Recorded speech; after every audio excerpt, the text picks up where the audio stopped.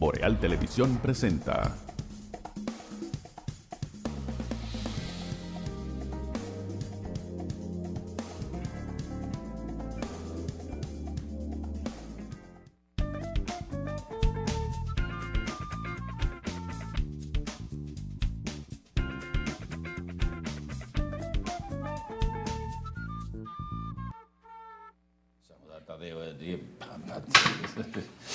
Saludos, señoras y señores, muy buenas noches, bienvenidos a EnQ a través de los canales de Boreal Televisión desde Santiago de los Caballeros para toda la República Dominicana y el resto del mundo. Gracias por acompañarnos y permitirnos compartir con ustedes este ratito de la noche. Señor Benito Cruz, buenas noches, un placer saludarle. Buenas noches, Atahualpa, buenas noches al país y al mundo, muchísimas gracias. Hoy muchas festividades, hoy es el Día Mundial del Judo, esa práctica de artes marciales muy interesante. También hoy se cumple 487 años de la fundación de la Universidad Autónoma de Santo Domingo. Y hoy es el día de San Judas Tadeo, el patrono de la Policía Nacional. El patrón, bueno, de la Policía Nacional, el santo de los desprotegidos. Felicidades a todos los miembros de la Policía Nacional en este día de su patrón, San Judas Tadeo. Hoy se hizo una misa para celebrar y bueno, es tradicional eso. Señores, un poquito de agua cascada, que es la calidad del agua embotellada, la garantía de la salud suya y la de su familia. Agua cascada, para sus pedidos, llámese al 809-576-2713 de agua cascada, la calidad del agua embotellada. A propósito de lo que tú decías, de la Universidad Autónoma de Santo Domingo, que hoy cumple 487 años de haberse fundada. Para aportar algunos datos de la universidad, en el año 1538, el Papa Paulo III firmó la bula que convirtió al Colegio de los Dominicos de Santo Domingo. El Colegio Dominico de Santo Domingo, que ya funcionaba desde el año 1518. Fue el primer colegio que se fundó aquí como institución educativa. Y con esta bula del Papa Paulo III se convirtió el Colegio Dominico de Santo Domingo en la Universidad Santo Tomás de Aquino, que es el inicio de la Universidad Autónoma de Santo Domingo. Fue la primera universidad del Nuevo Mundo con los mismos derechos que la Universidad de Salamanca y la Universidad Alcalá de España. Imagínense ustedes.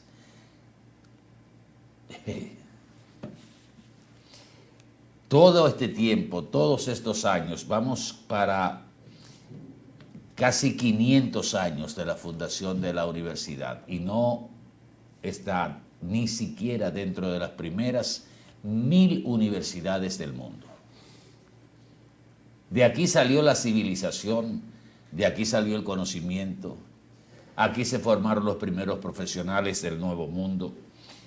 Aunque en principio, a raíz de que España reconoció la fundación de la universidad y la autorización de España para convertirla en la universidad se produjo en el año 1558. Y eso creó un debate sobre cuál fue la primera universidad. España inclusive prohibió que se le dijera la primada de América, la primera universidad del Nuevo Mundo.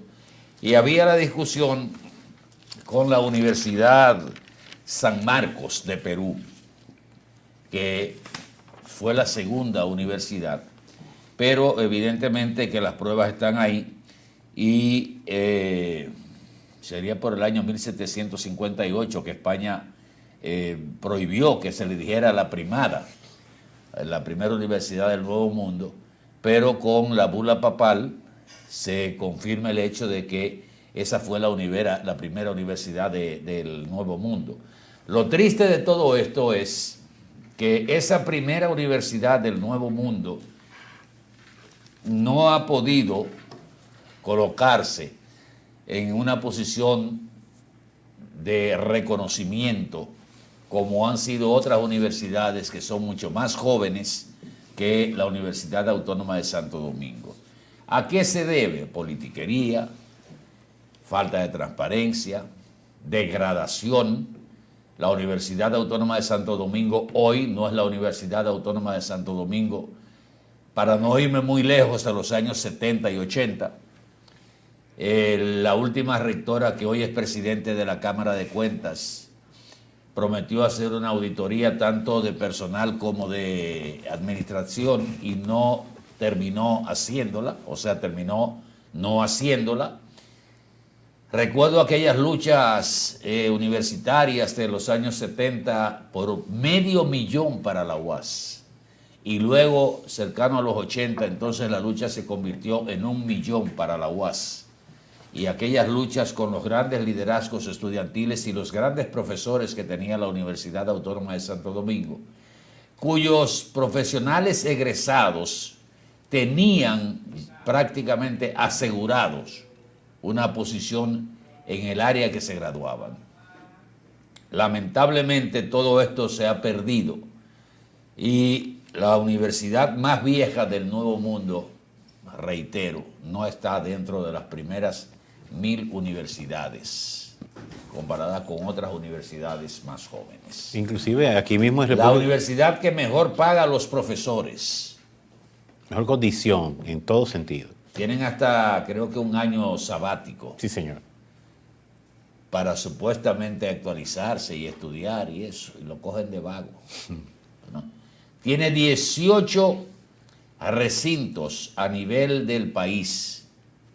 18 recintos, o sea, casi uno por cada 2 provincias, algo más de uno por cada 2 provincias. Y hay planes de seguir ampliándola, que es bueno, porque aquellos que tenían que estudiar y tenían escasos recursos, tenían que trasladarse a la universidad en la capital. Y mudarse inclusive. Mudarse en la capital, pasar las de Caín y las de Abel. Uno tuvo el privilegio de tener la Pontificia Universidad Católica Madre y Maestra aquí y tener acceso, aunque finalmente los créditos se tragaron a uno y muchos pues se vieron imposibilitados de terminar sus carreras en la Pontificia. Pero es doloroso saber que de aquí salió el conocimiento, aquí se fundó la primera ciudad del Nuevo Mundo, la primera universidad, el primer hospital, de aquí salieron los conquistadores para México, para Perú, para Estados Unidos, para todos los lados del nuevo continente americano. Y nosotros nos quedamos todavía preguntando con qué se fríe el plátano amarillo.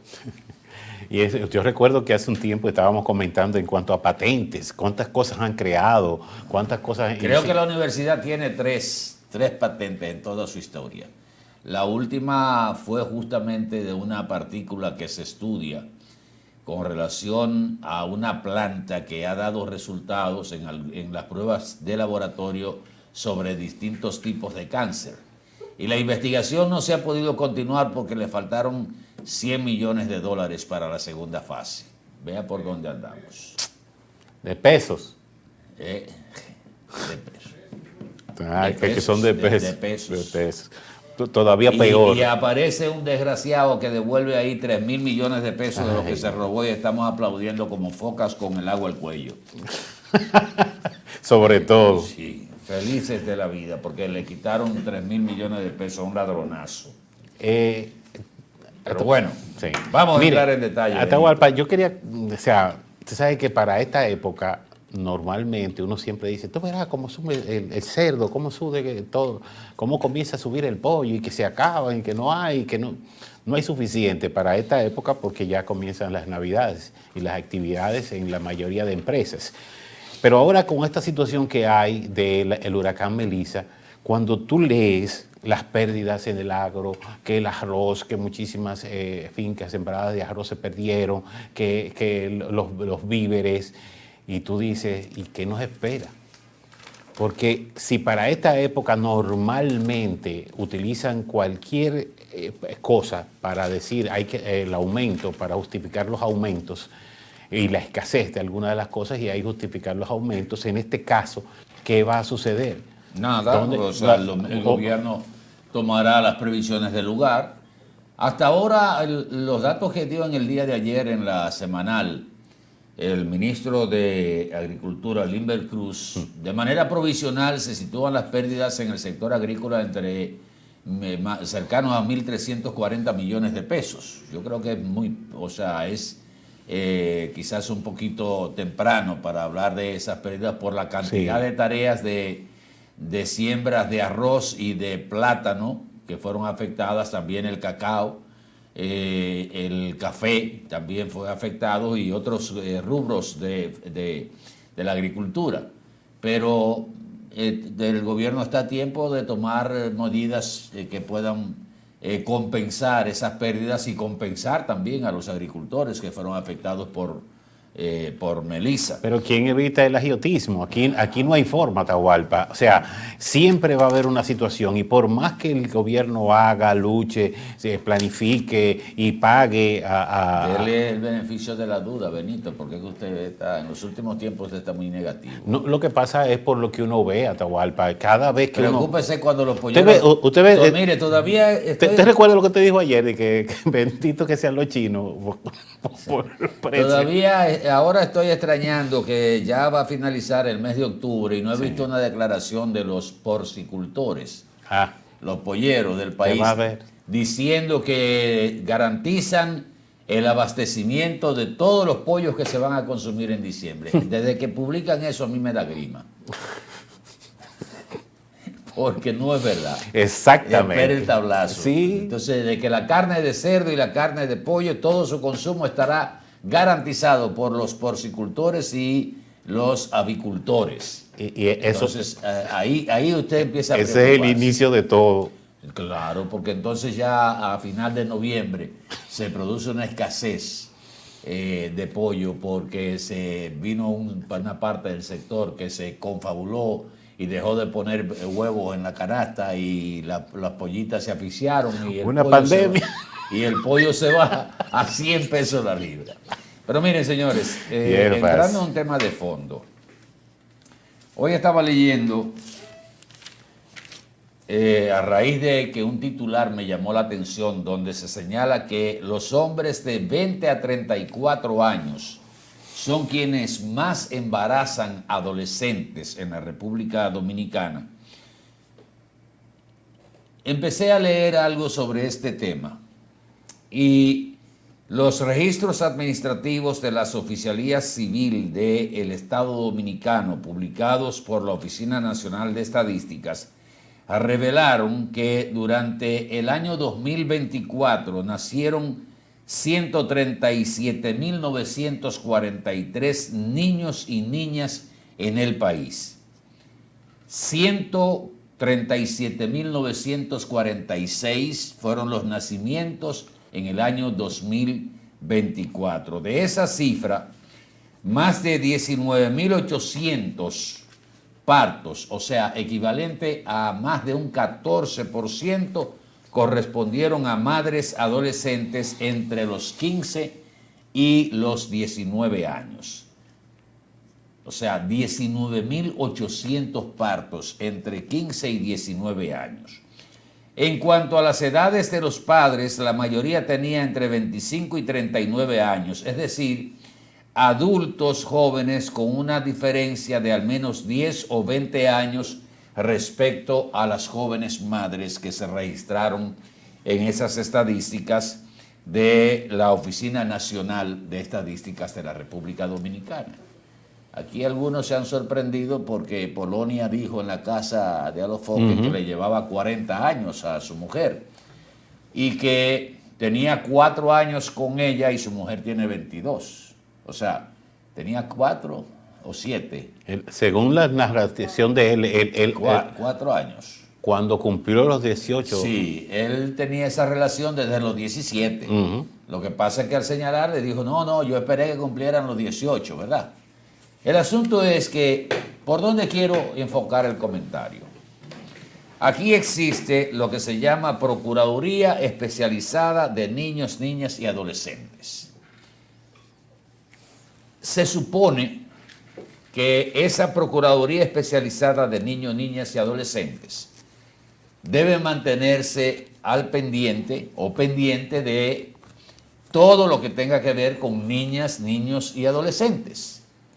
Entonces aquí tenemos estadísticas, números que nos dan como resultado en un año más de 19,000 partos de menores de edad. ¿Cuántos de esos partos fueron investigados por la Procuraduría Especializada de Protección de Niñas, Niños y Adolescentes para determinar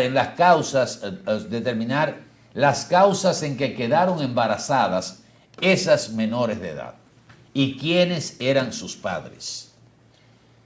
Aquí se hizo mediático, famoso, el caso de Juan del Franco, que le dieron por la presión mediática, le dieron una condena suspendida de 2 años. Circunstancias atenuantes, lo que usted quiera, pero el delito estaba. Relación de un mayor con una menor prohibido por la ley.